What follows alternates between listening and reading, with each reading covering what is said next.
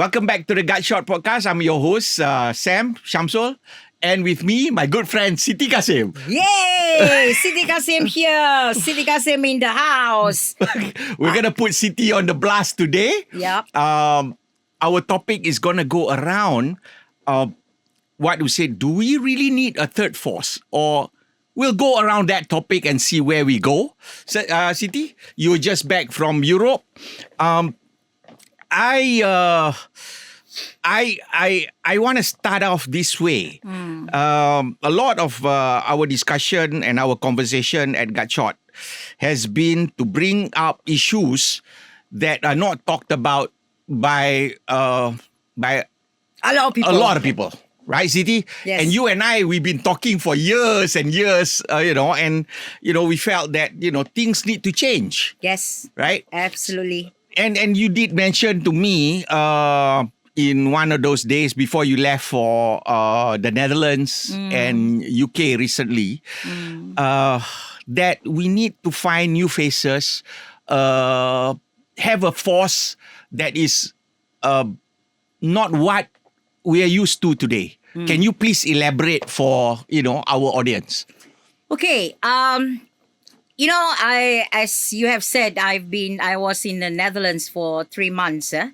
And when I was there, I didn't even realize there was an election actually going on.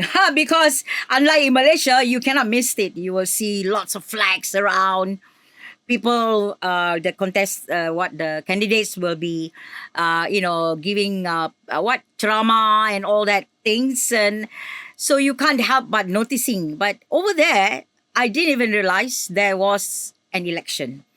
And then I heard that the government falls, or they fell because they were accused of being too racist.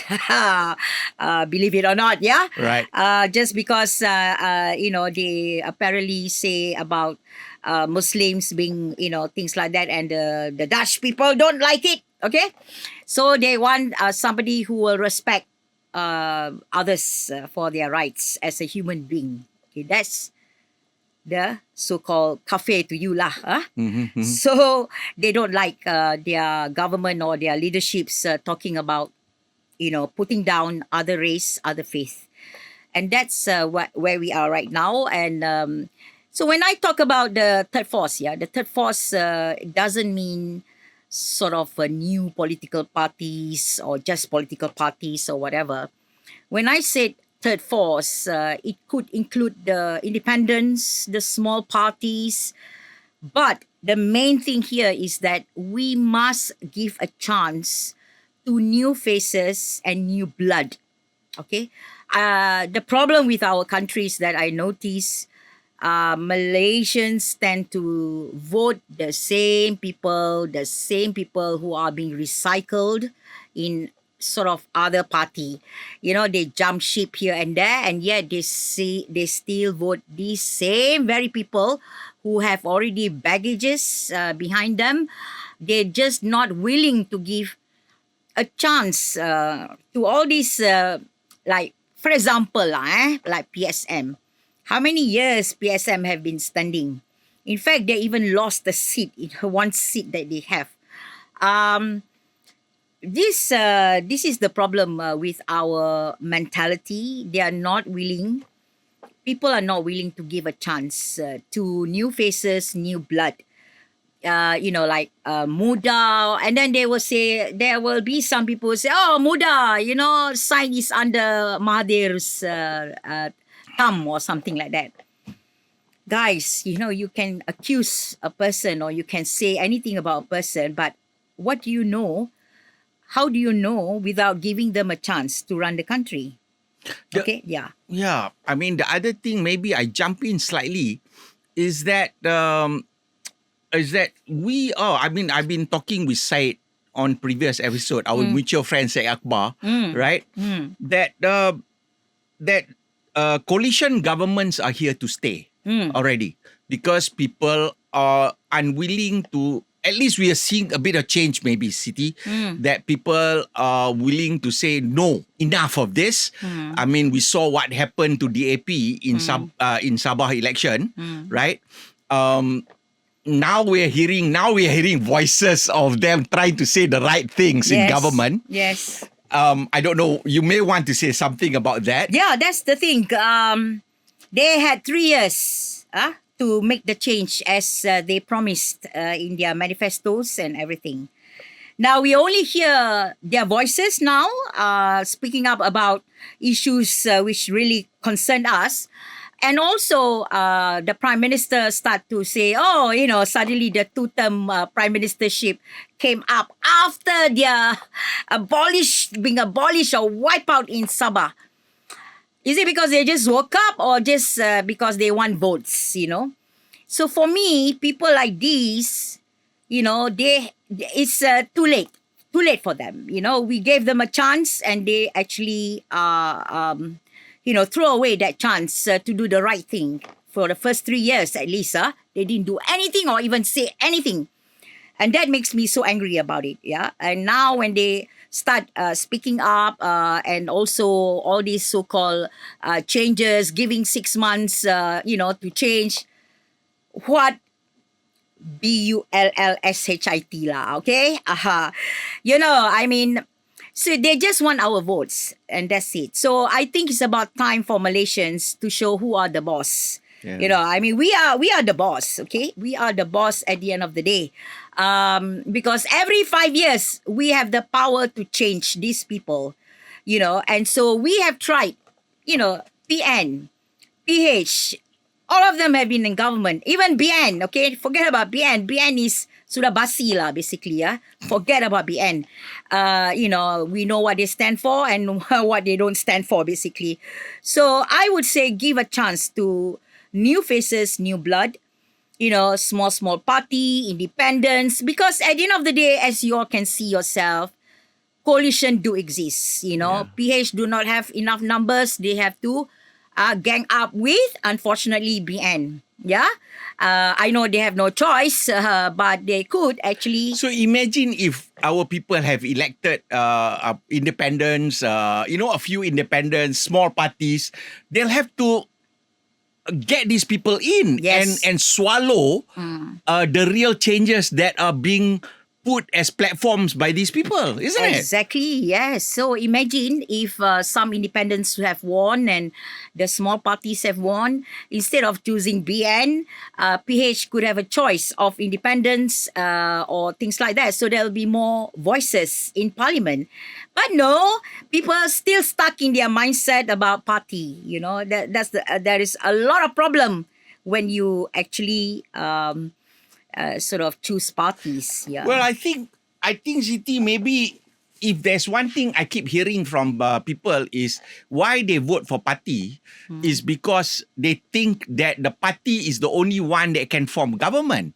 They're wrong. Exactly. They're wrong. You were just in the Netherlands. Yeah. The Prime Minister before this government was actually Dick Schoof, who was an independent. Exactly. Right? Yep. So a coalition, and today coalition in Malaysia is a reality. Yeah. So they have to work out among themselves. We don't care. Yeah. And the civil service still functions. Yes. You don't even realize that the government collapsed. No, you don't. No, there's no collapse or anything because the civil service will continue as it is. But the civil servants will be as good as who we put as the leader. Okay, so this is the problem we have.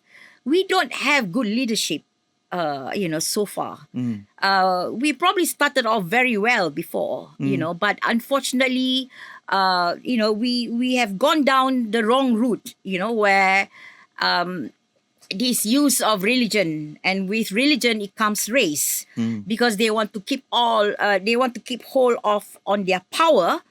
To maintain their power, they need to use this, It's not for the benefit of the people. It is for the benefit of the elite. So if you are connected, you are in power, you have status, you will be fine. No one will come and touch you. But at the end of the day, it will affect the majority of Malaysians. Yep. And they will not be willing to come out with the right thing, for all Malaysians. This is what I see. They will keep on pounding the same rhetoric over and over again, as if Islam is under threat.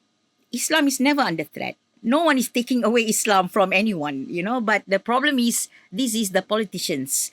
They keep on, hyping up that Malay rights are being taken, the Muslim rights are being taken, but what's right being taken? Nothing. So this is the thing that we need to change. We need to tell the public it's time we grow together as Malaysians. Yeah, no matter what race, what faith, what color of your skin, as long you have a blue IC, which I keep emphasizing under our constitution, as long you have a blue IC, you have the same right like everyone else. Yeah. So, this is what people must realize. Don't ever think you are a second class or third class citizen. You are, under our federal constitution, have the same rights as everyone else. So what we need to show as the public, as the citizens of Malaysia, if we really want to progress further, is to make sure we elect the right people into parliament, because they are the lawmakers. They are the one who will make laws and change laws. They are the one who will set in policies and everything. So we need to put in good people in parliament.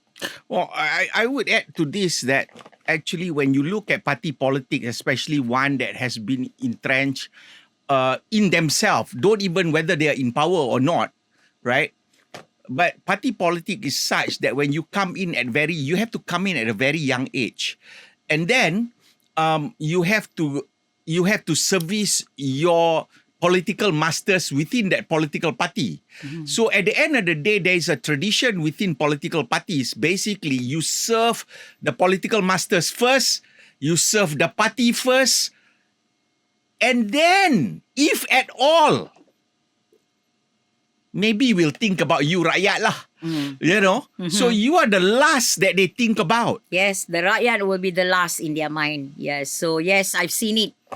I've seen it happening because in my younger days, of course, UMNO has always been the Malay party, right? So when I was living in London, actually, they even have an UMNO branch in London, yeah? Right. So a lot of students, Malay students, are being, sort of pulled in to go to this so-called meeting.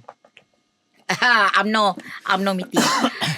That's the first time I although I was quite late in my age to sort of get interested in politics, but that was my first lesson how it works within these political parties. I attended that and I saw how they work. This influential son or daughter will be lobbying among others to vote for them. When they have no criteria, no qualities at all to be a leader. Because to them, being a leader is just to get all the things that come with it, the power, the acknowledgement and everything like that. So then I left the meeting very disillusioned, actually, to be honest, because I felt that those people being elected are worthless. They are not even worth, what they call it, salt or something like that. I don't know. But anyway, yeah. So it's all about connection, power, name, status, cronyism lah. And then they make money out of it, out of patronage. And then they make money out of the position they have. Yeah. You see, this is what I see. And yeah, I got so disillusioned. And of course, after that, I couldn't be bothered anymore to sort of involved in any political parties in England.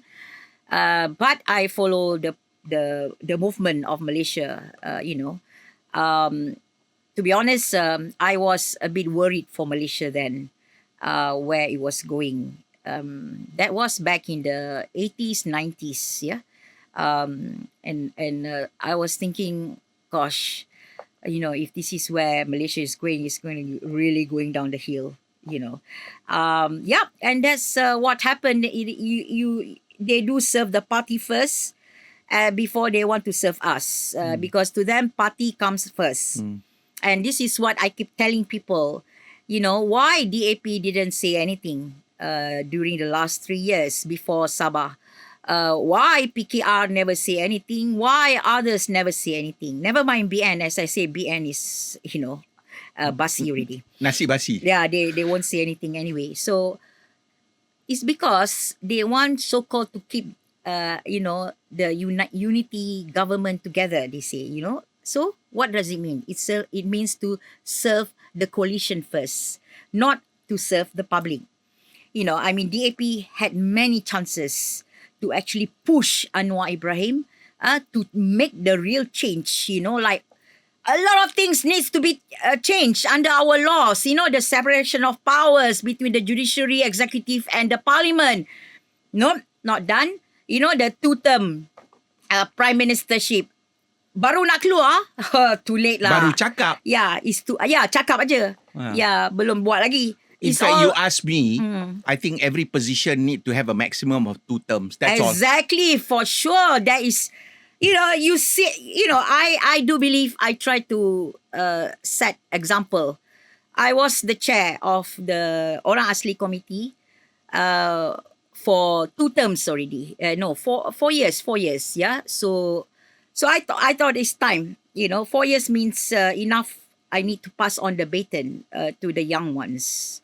So I actually told the president then choose another young person to replace me as the chair, because I don't believe that you want to hog on this position forever. You need to pass on the baton to the young ones to take over. But no, as we see in our politics nowadays, it's all about hogging on for as long as they can, until they are kicked out or until they get caught for corruption. This is that is if you don't get no further action.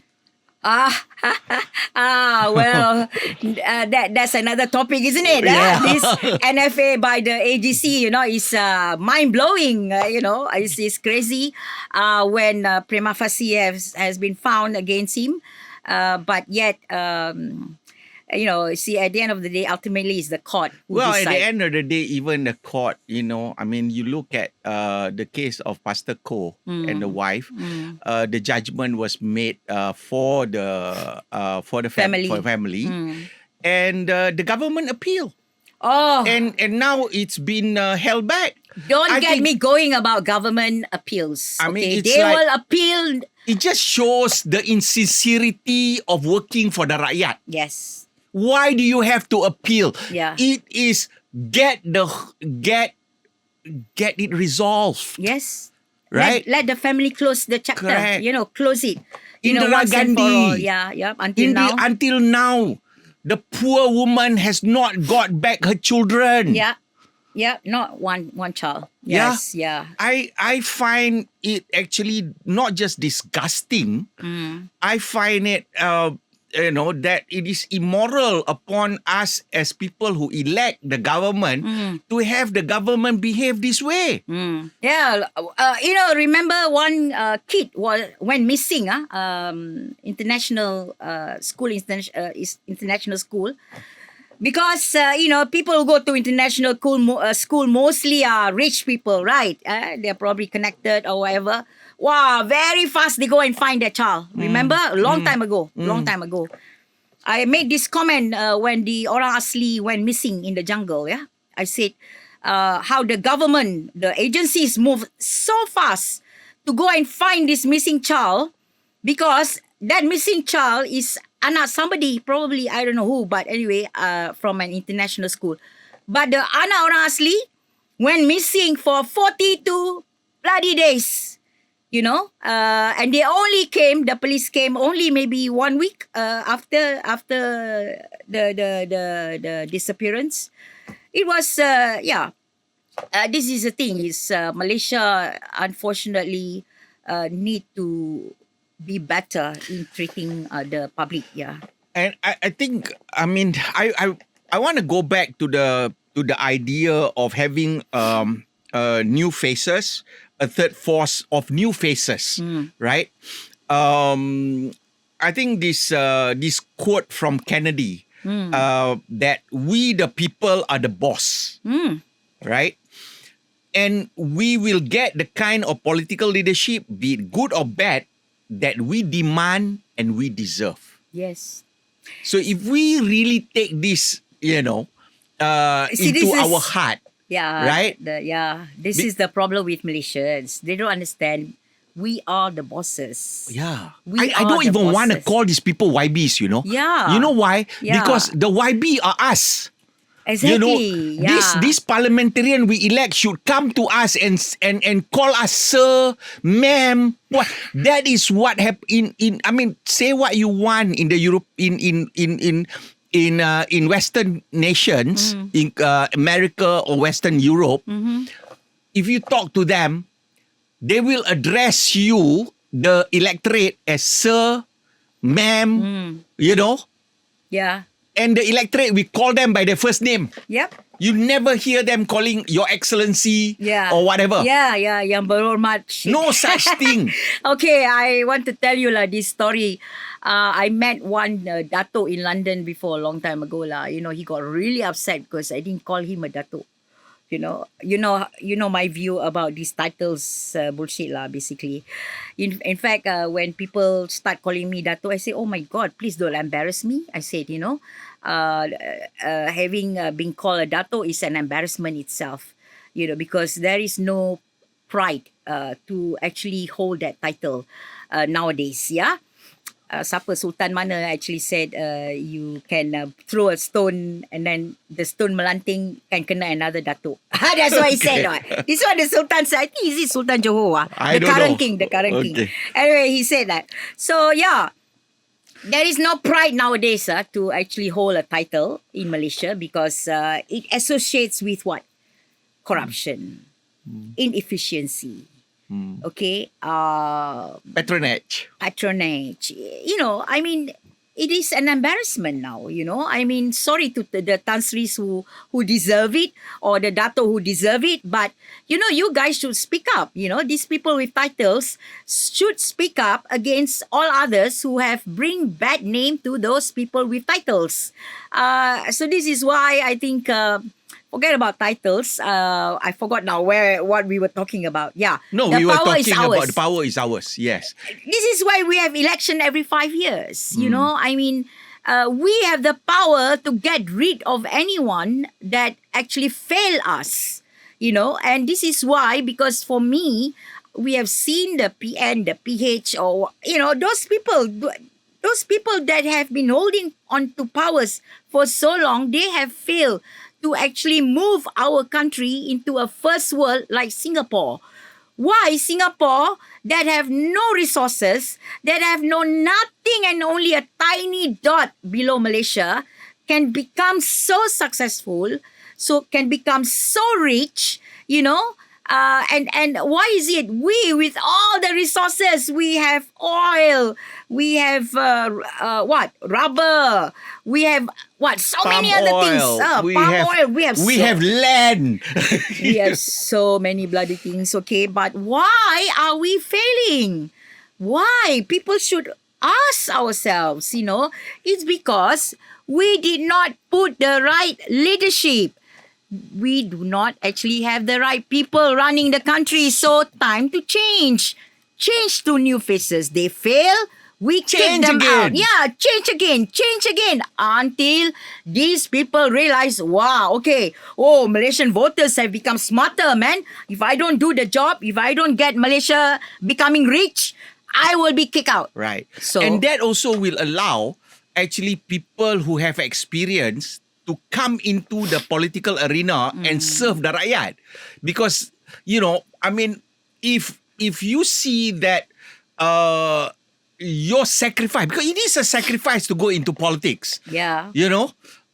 For those who are already who has accomplished themselves, I know you as a lawyer. People know you as an activist, but I've known you as a lawyer. Easily, I would make you a minister of law, if not something else, because why? You need to have, unfortunately, we don't have a republic system where the executive branch can appoint ministers. what we have is actually a legislative branch that actually should be full of people who actually understand law.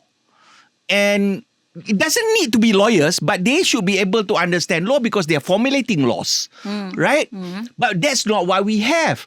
This morning, I read somewhere that the Minister of Religion is saying that stress can cause you to be gay. I'm thinking to myself, how stupid is this fella? You know, what kind of mentality are we? But he did say it's based on the research.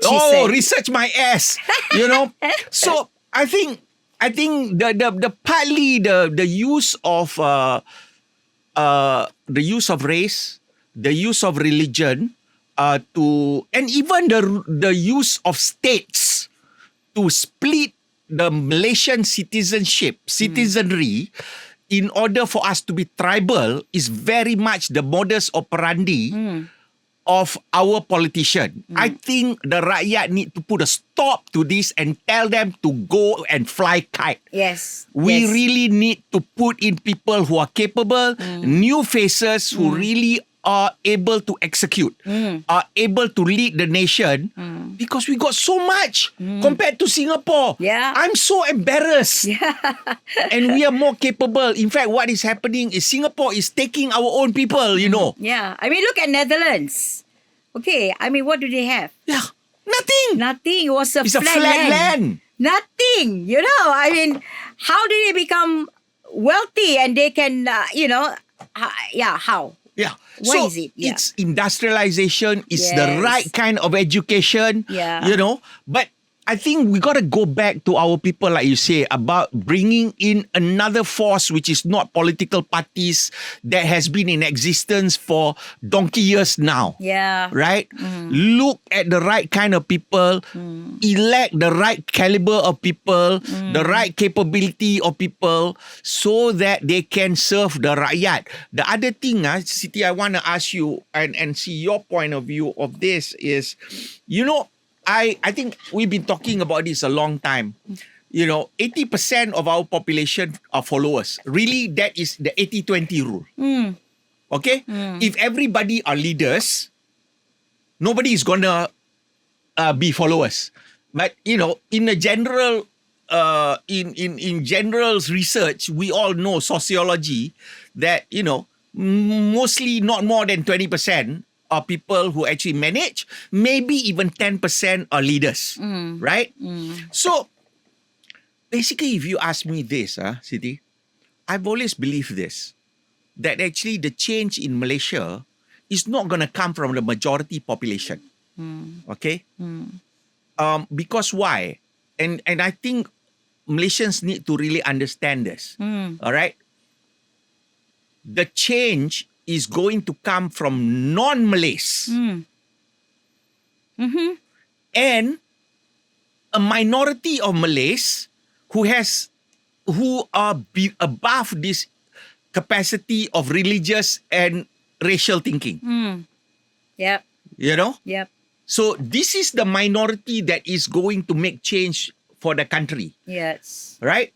Yep. We have seen the parties that has not performed. We need to find these people and have these people actually, and the non-Malays especially have been scared to death, Siti. Yes. They've been told that they are hopeless to change Malaysia. Yeah. They've been told not to challenge anything about race and religion. And I keep saying, dude, they'll come after you next. In fact, even you, you know, today, I just saw the newspaper today in Negeri Sembilan.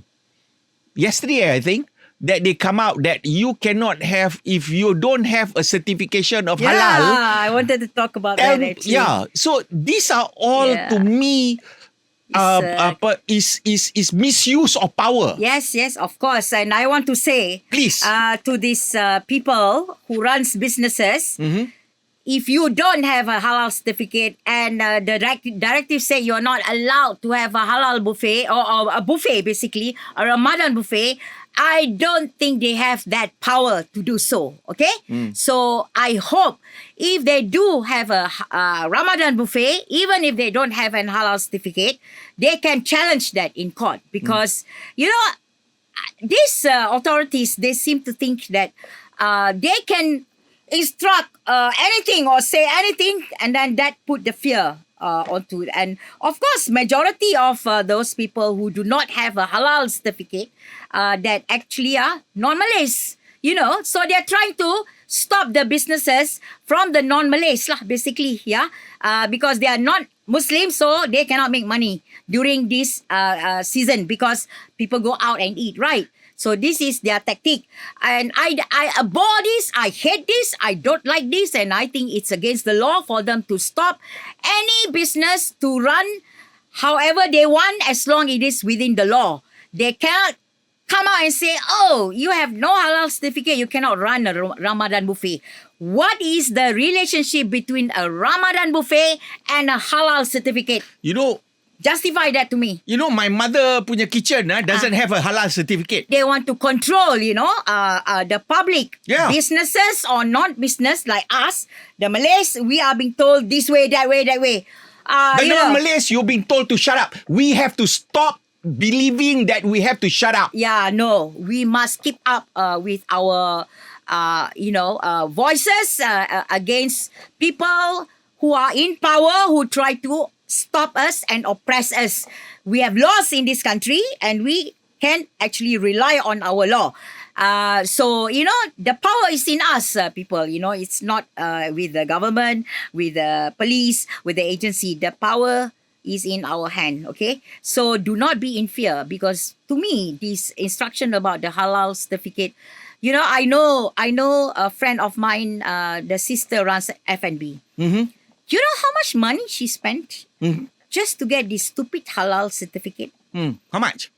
Hundreds of thousands. Because they have to go through a middle So person. that's cost of doing business some more. Yes. Right? Yes. Which is totally unnecessary. Exactly. When we were young, the only thing we were told by our ustaz was that, yakin. Exactly. You go overseas, right? You go overseas, where got halal certificate? Okay? Hey, never mind. Don't go far. You go to the gerai-gerai tepi jalan tu. Dia Mana ada halal certificate? Dia ada halal certificate ke?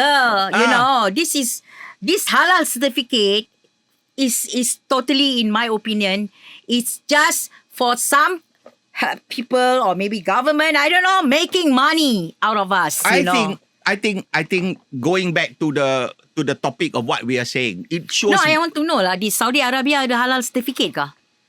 I also don't know. You went to their... I went to Saudi. I never see a halal certificate. You don't see halal there. I don't see. All I know is actually the last time I was in Saudi, I already started seeing women without without head covers. And they can drive. And not just that, there are also places now, and it's from what I heard, there are more alcohol outlets in Saudi. Yes. All right. So I think even where so-called the place of birth of Islam is moving towards a more globalized world, whilst I think we are going backwards for one simple reason, Siti. Yeah, I know. One simple reason. Yeah. It's to keep the Malays stupid. Yes, absolutely. Not just the Malays, but also other and to races. keep the other races thinking that they are second-class citizens. Compliant. They are compliant and they cannot change the country. Exactly. Okay? And this is the trend they are maintaining, yeah? So this is why we need to change, Never mind the nationalists, like Akmal or whatever. Because who gives a shit? yeah, they can shout and scream whatever. As I said, under the law, very clear, we all have the same right. We all, cannot be discriminated.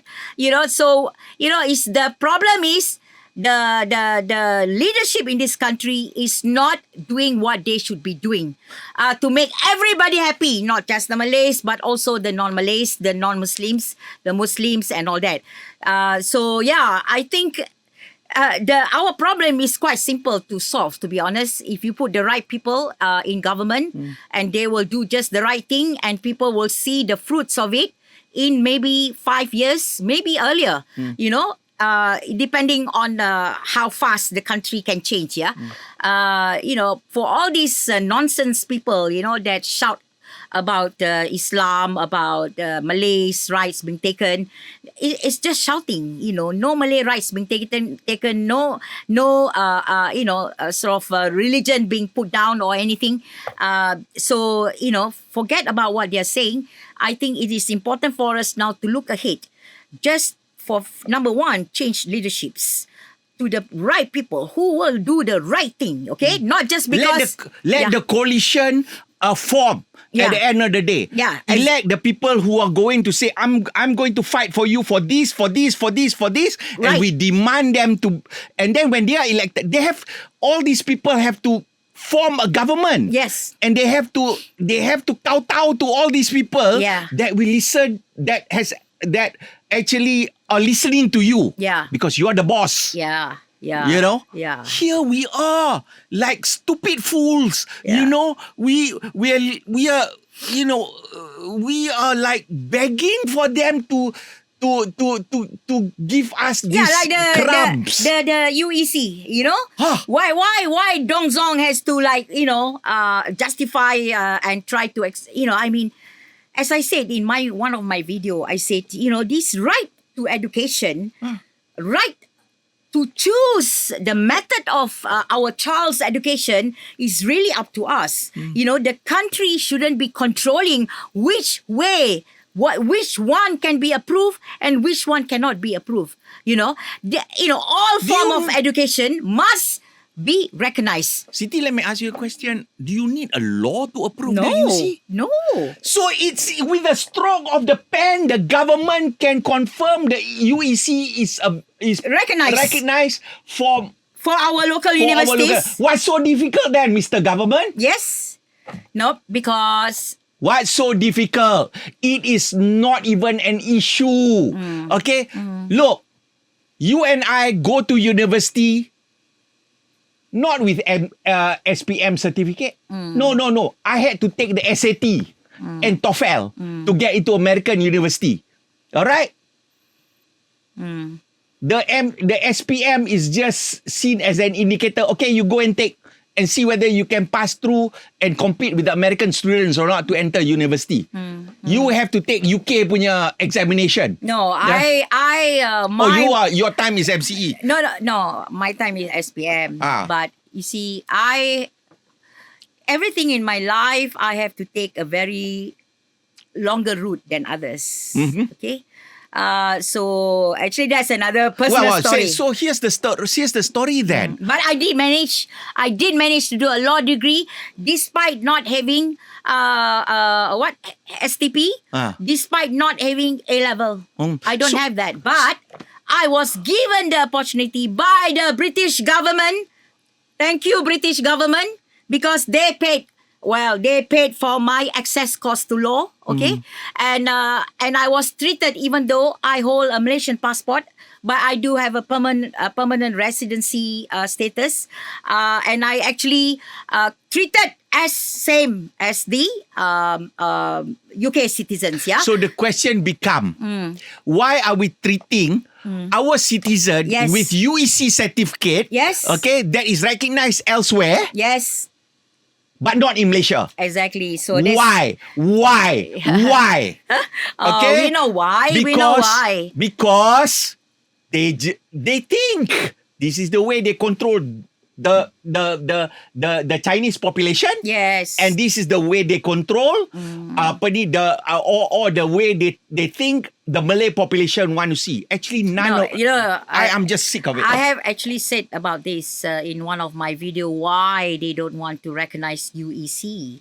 Please. Okay, let's repeat that. I will repeat here is because you see, the UEC comes from independent school, Chinese school. Now, the independent Chinese school, they set their own syllabus. Okay, you must look at their syllabus. is mind-blowing, their syllabuses, yeah. So they are so far advanced, far advanced than our national schools, okay. So the reason why these governments all these years do not want to recognize UEC is because they cannot infiltrate into the syllabus. They cannot tell the independent school, we want you to include another Islamic subject in the syllabus. Well, that's what they want to try to do now. Yeah. They want to put the history, which has a lot of Malay and Islamic history into the syllabus. Yeah. Okay. Well, it's already happening. And so I think we have this is why they want these people to submit, okay lah, we will let you, decide on what subjects we can teach, so that then they will recognize. So here's the thing that I dare the people in government to come out and say, because here we are. I'm an employer. All right. Okay, that's 30 years of my life. All right. You're a lawyer. You're an activist. Okay, we know with the stroke of the pen, we have a high standard in what the UEC and the independent Chinese school has provided. Why do you want to make the standard shit like your public schools? Yeah, national schools. All right, can we recognize that, and for our citizens to know that we should not compromise. We should demand that supposedly the people you elect into government don't compromise. Yes. We must demand the top level all the time. Yeah. I mean, they use excuses of BM, as why they cannot recognize as the UEC, which is rubbish because these students do take the SPM, BM. They do. That's the thing, but they still don't recognize. So it's all stupid excuses being used. For me, the mode of education for any child is up to the parents, yeah? Yep. I honestly, if you think about it clearly and rationally, who would want to send their child to a school which they have to pay? You understand? They would rather send their child to a school which is free. Now, or minimal money to be used.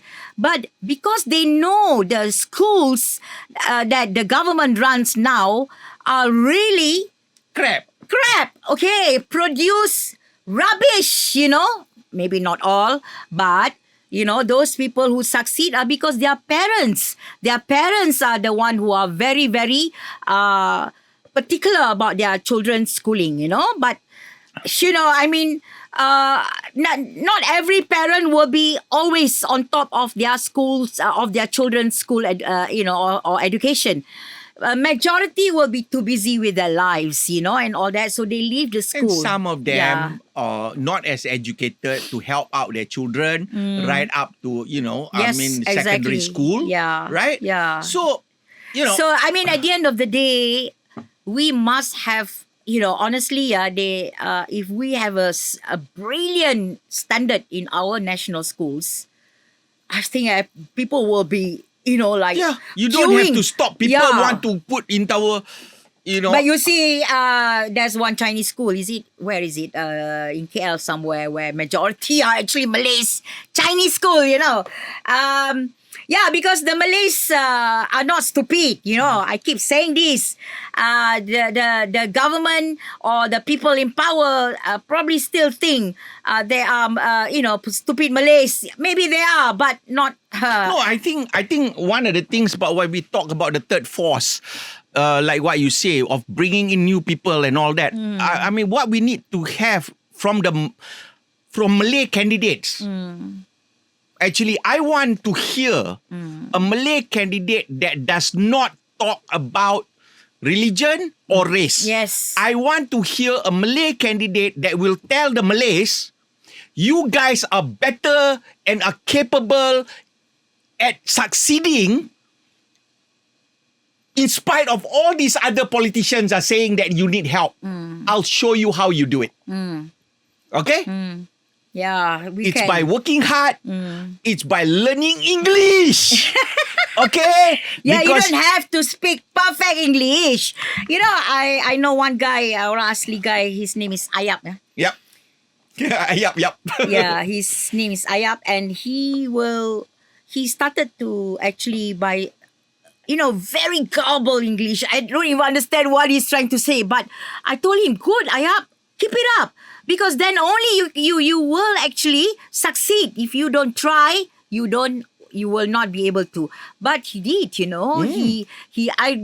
the beginning, you can't even understand what he's saying, but eventually he managed, this.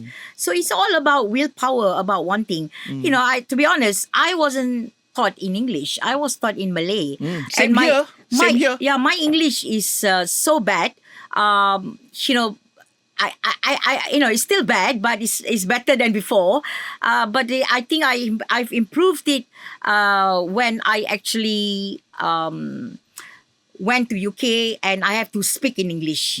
I am forced to speak in English, even in my work as well. But also reading is also, can be very helpful. So yeah, I think it's important to take languages. I mean, at the end of the day, how many in the world actually speak Arab language? Now, you think about this, right? 15% currently, tourism represent 15% of our gross domestic product. Okay? That's a huge chunk of our GDP. Yeah. Okay? And who do we go and see when we go into five-star hotels and establishments? Filipinos. Sometimes I see Nepalese, right? Why? Because they have better standard of English. Now we used to have a better standard of English. So we are screwing our own people. Yep. And then we allow all this immigration to come in as well. All right? Not just at that level, but also at lower level. So they cannot get up, in terms of their career path from even the lower level. So, and then they end up in dead-end jobs like, gig economy. Right? So, I think this is where, like you say, Siti, the leadership that we elect matters, because they don't care. Right now, we are electing people who really don't care About us. They only care for their circle of elites. Yeah. So it's time for the Malays to wake up. I think the non-Malays have woken up a long time, but it's but they're so scared. They felt they can't do anything. Yeah. Actually they can. Of course, that's why they rely on DAP. That's What why, have they done for you lately? Exactly. So they rely on DAP to help them, but unfortunately, it didn't happen. So you see, God is great. I really believe God is great. God is showing to the public, the true colors of these people. They are in politics. Is it for the benefit of the country and the Rakyat, or is it for the benefit for themselves and their families and their friends? So I think it has been proven thus far that they are not for us. We need to have a change of people in parliament. I mean, not to say that all of them are bad. But so that's where I go look for the individual characteristics.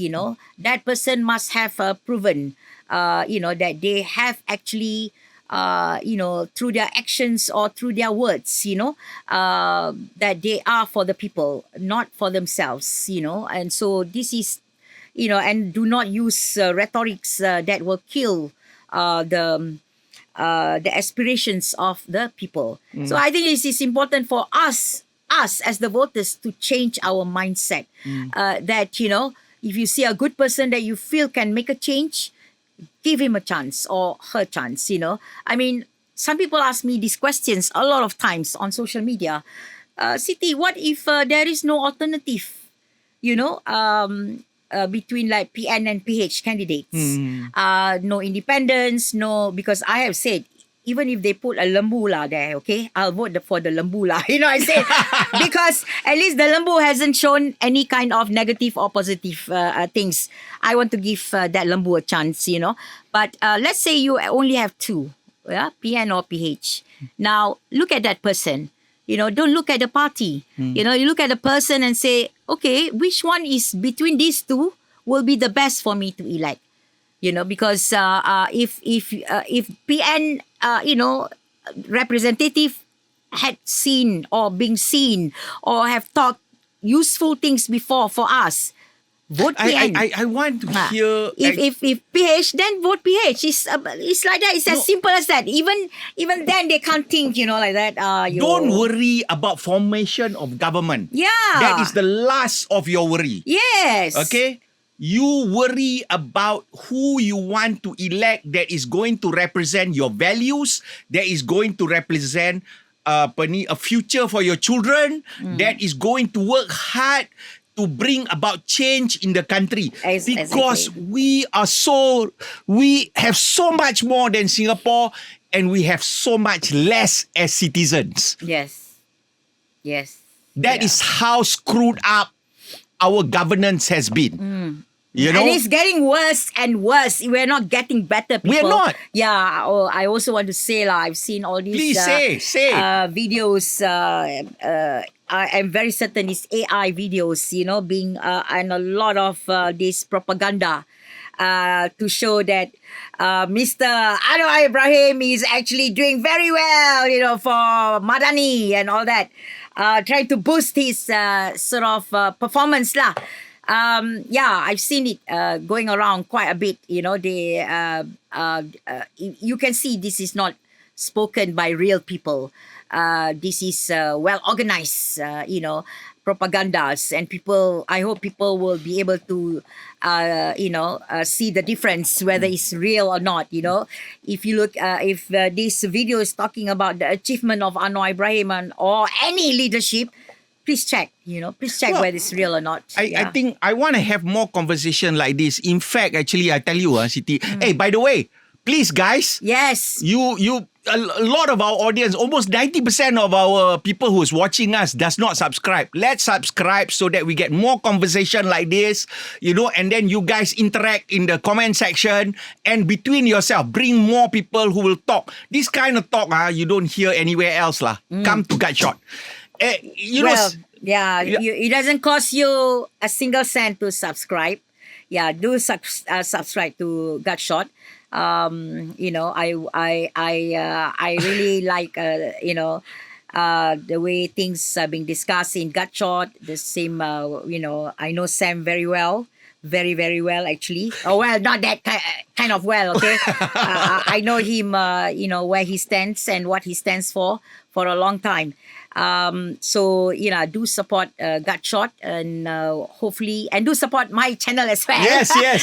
Yeah. Yeah. No, Siti, going back to where we were talking, right? It just, I think we need to really change the mindset of the people to say that don't worry about which government. Today already is proven that there will be coalition government. Definitely. All right? So if you have individuals, they'll have to come to the individual and beg them to be part of the government. Yes. Right? And not just that, even if they don't become part of a government, then you have your voice inside parliament, and actually that voice will also start spreading around the country. Correct. Yeah. Right now, apa yang kita negak? What do we hear in the parliament right now? We don't hear the real kind of challenges, challenging question, being asked in parliament. They only talk about what? Stupid things, I don't rely on PN of what they say or the question they ask. It's all about, nothing about the progressment of the country. Yeah, but you need, all these voices to actually, our voices brought into the parliament. Right now, we don't hear them. That's the thing. So you need to change your mindset about voting people, because if you think about, we only think political parties only can form a government. Look what happened. PH did not have enough numbers, so they have to bring in BN. So that is a coalition. Instead of with BN, they could have, do a coalition with independents, with small parties, things like that. But you know, the thing that they have to understand as well is that I think, again, I go to the change at the where the change is going to come from the non-Malay and the intellectual Malays, if you ask me like that. All right. When I see intellectual, I mean people who are not going to be obsessed with race and religion. And you know, whether we like it or not, okay, these people can only actually first come through in areas where mostly it is going to be a non-Malay constituency. All right, that is a fact. Now you want to change, so you got to ask yourself, when you go to the polls, you may have choices. So that's why we say don't look at the party, right? Because the parties has not delivered to you. They can't even deliver you UEC lah. Berapa puluh tahun sudah lah. You know, stroke of a pen tak boleh buat. Come on lah, malu lah. You know, anak-anak you boleh masuk university at a higher level of the people that they brought into the university that should have actually been doing a TVET TVET college punya diploma, and actually that's where they ought to have been. You know, we are not governing our country right. Yeah, for sure. Yeah. If it's been governed right, we would have been richer than Singapore.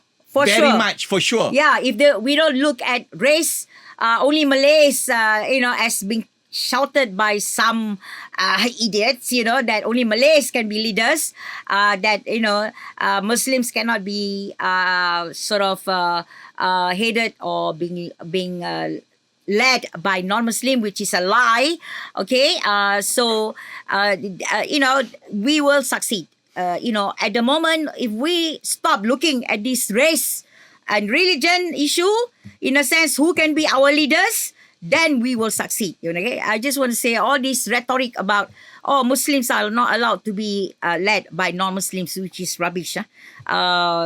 Even the Prophet sent the Muslims to a Christian king, because the Christian king is known as a very just person and noble person. So the Prophet actually sent the Muslims during war to go and seek